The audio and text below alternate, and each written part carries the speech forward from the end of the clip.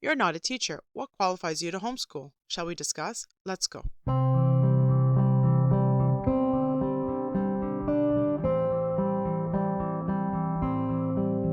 Welcome from Roots to Fruit. As a Canadian Christian Orthodox homeschooling mother that also works, many challenges arise. Come with me as I explore these issues, all of the good, the bad, and the ugly. Let's go on a journey together from roots to fruit.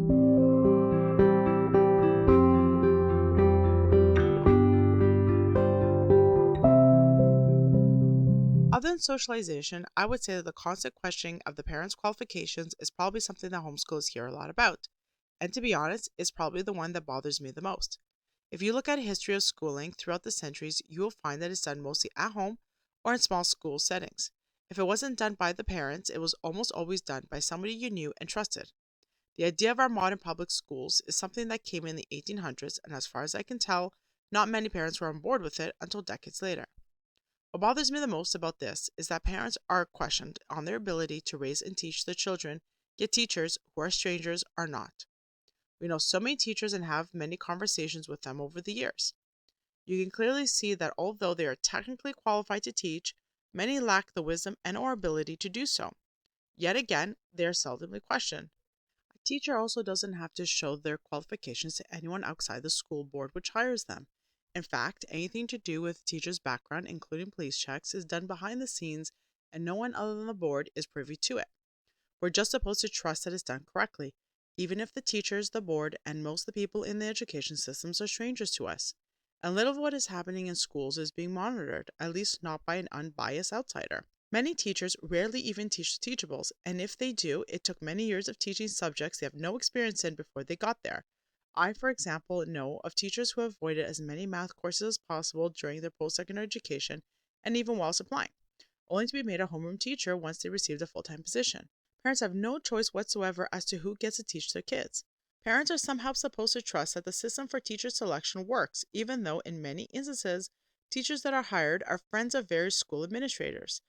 That isn't to say that they're all terrible teachers, but there doesn't seem to be enough in the way of checks and balances to ensure the best possible teachers are the ones that are being hired. There are many teachers who've always wanted to be teachers since they were young. The idea of passing on information and skills to the young minds in order to give them a foundation for the future learning was appealing to them. The idea of doing their part to teach the 3 R's of reading, writing, and arithmetic was a noble cause and they wanted to be a part of it.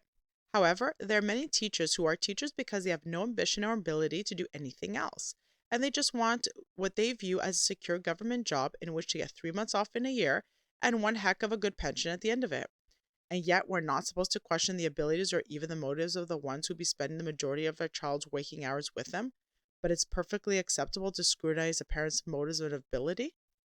Throughout history, it was the parents who did the teaching, and well, they produced better citizens.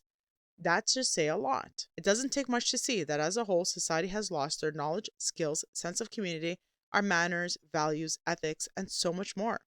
Also, most parents attended public schools, and yet they're still not qualified. If the public system is better, then shouldn't parents be qualified enough to teach? And if they're not, then what makes teachers more qualified? Is it because they attended a couple of years of teachers' college? Is that all it takes to teach? And if teachers are so qualified, then why do they need a course book to tell them what to teach? It reminds me of that Simpsons episode when Lisa took away all the teachers' editions from the school and the teachers had no idea how to teach. This is something I've personally witnessed with teachers.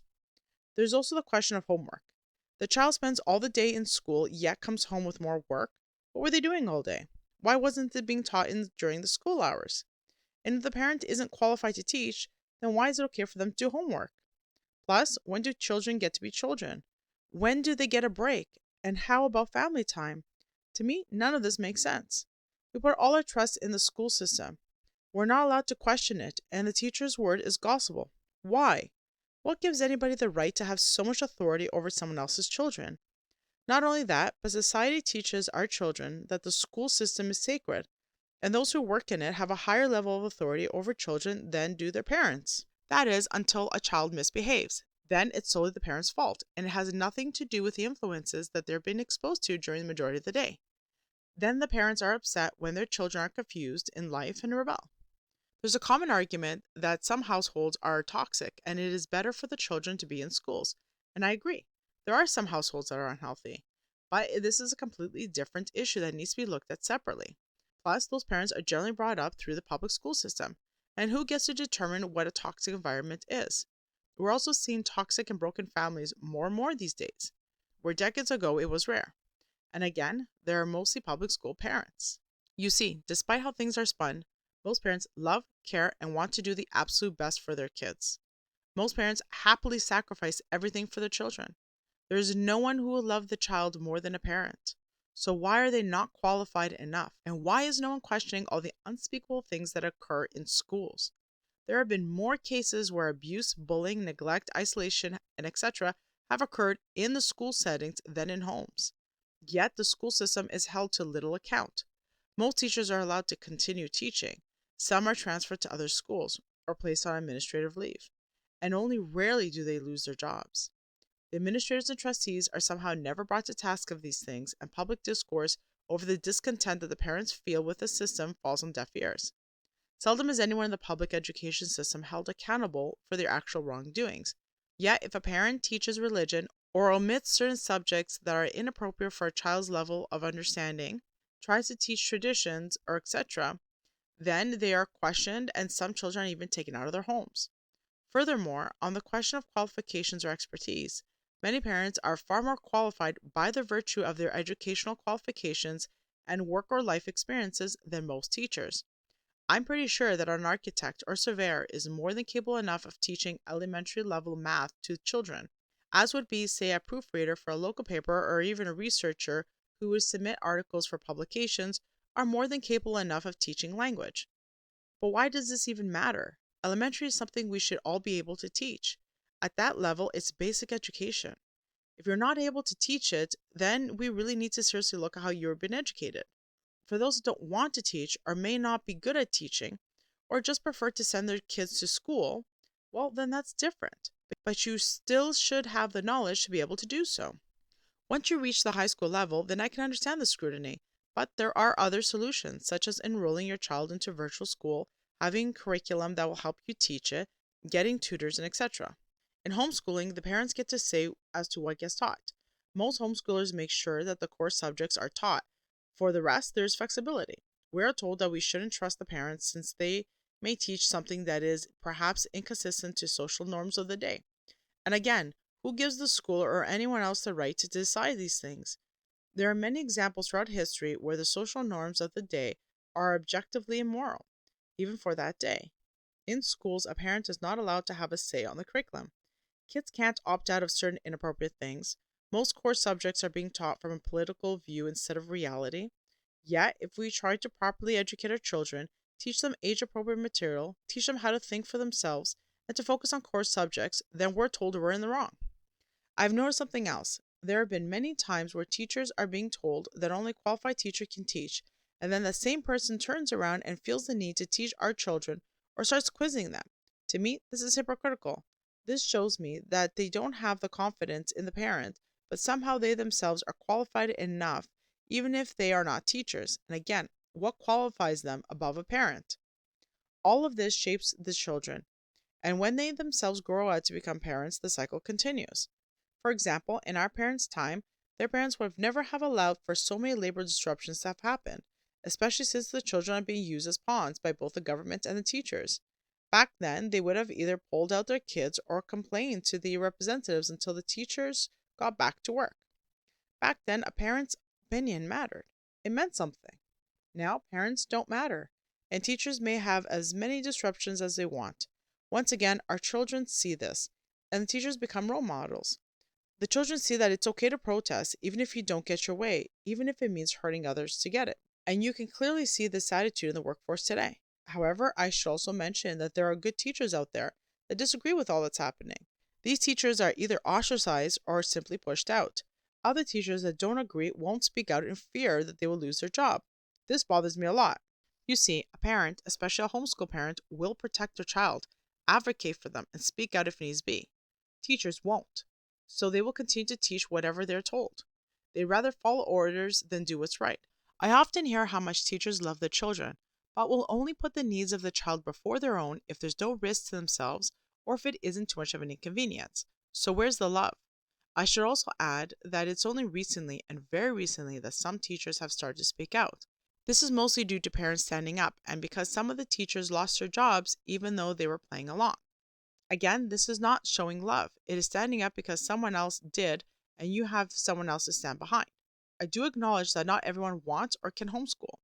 So some parents have no choice but to put their kids in a school system. Lots of these parents are attentive as to what is happening in schools. I've even found that these parents try their best to teach their children to make sure they're being taught properly. If you're one of these parents, then my hat off to you. It is not easy to be in that situation. I've noticed, however, that these parents tend to get a bad name. Teachers and parents are annoyed by them. There is name calling and disregarding of their concerns. This should stop. If a parent is actually taking an interest in their children, is trying their best to be attentive, then it should be commended and encouraged, not condemned. After all, look how our society is turning out. These kids are disconnected from the world and continue to be so as adults. They don't understand from right and wrong and just know how to follow orders. We put teachers that are strangers above parents. And what is the outcome? Well, people that eat Tide Pods as a challenge. People that think strawberry milk is vegan. People that don't know how to use a phone. Others that have fallen off cliffs because Pokemon game told them to, or drove into a house because the GPS told them to. They don't know how many months there are in a year, and the list goes on and on and on. But they're able to tell you the latest celebrity gossip. The last thing that bothers me about this argument about parents not having the capability to teach their kids is with regards to Christianity. Not all homeschoolers are Christian. In fact, many are not. However, the Christian parents are the only ones that get scrutinized for teaching their religion. We are called narrow minded and are labeled as having some sort of a primitive way of thinking, even if Christianity teaches to love all, including your enemies, to love your neighbor as yourself, to be a good person, accept others, to pray for them, not judge them, to be inclusive, and to help everyone who needs it. There are those who say that we are hypocrites and that we don't practice what we preach, and yes, there are some that are, and that is between them and God. But there are many that are not. In addition, discussing topics that we disagree on is not judgment. It is how we work through problems. This is something that has been lost in our society. Instead, we try to shut down anyone who disagrees with us. At the end of the day, we're all humans in a fallen world. We make mistakes. We do the wrong things, say the wrong things, but we don't know why a person does these things. We don't know if they repented and tried to correct their wrongdoings. And this is what makes Christianity so different. We love the person despite of the sin. We pray for each other in hopes there's someone praying for us. We struggle together, try to better ourselves. I can't see how this is narrow-minded, especially since what is being taught in schools is the opposite. There are many religions and ideologies that are being taught in schools, yet we can't teach Christianity? Why single it out? There should be an educational conversation about it instead. I should also add that there are many denominations out there that have lost their ways and make the rest of us look bad. There are hundreds of denominations out there, so don't paint us all with the same brush. As Christians, we should try our best to practice the teachings. We don't have to like what they do to us, but we should try to pray and love them. There are many lost people out there, including Christians, and we all make mistakes. I truly believe that we're better off if we support, listen, and care about each other, rather than this constant division. To me, the best teachers are and have always been the parents. We know our kids better than anyone else. After all, they are our children. With God's help, we've made them and gave them life. If parents feel that school is the best option, then that should be their decision. Just the same way, if the parent decides another form of teaching is the best, then well, it's still up to the parents. No one else should have a say. No one else has a right. At the end of the day, they are our kids, our responsibility, our flesh. The idea of giving it up, especially to a stranger, is so absurd. If we want a healthier society, then we need healthier families, and we should start by allowing the parents to make decisions. Then we need to correct the education system. There's so much more to fix, but at least it's a start. Thank you for your time.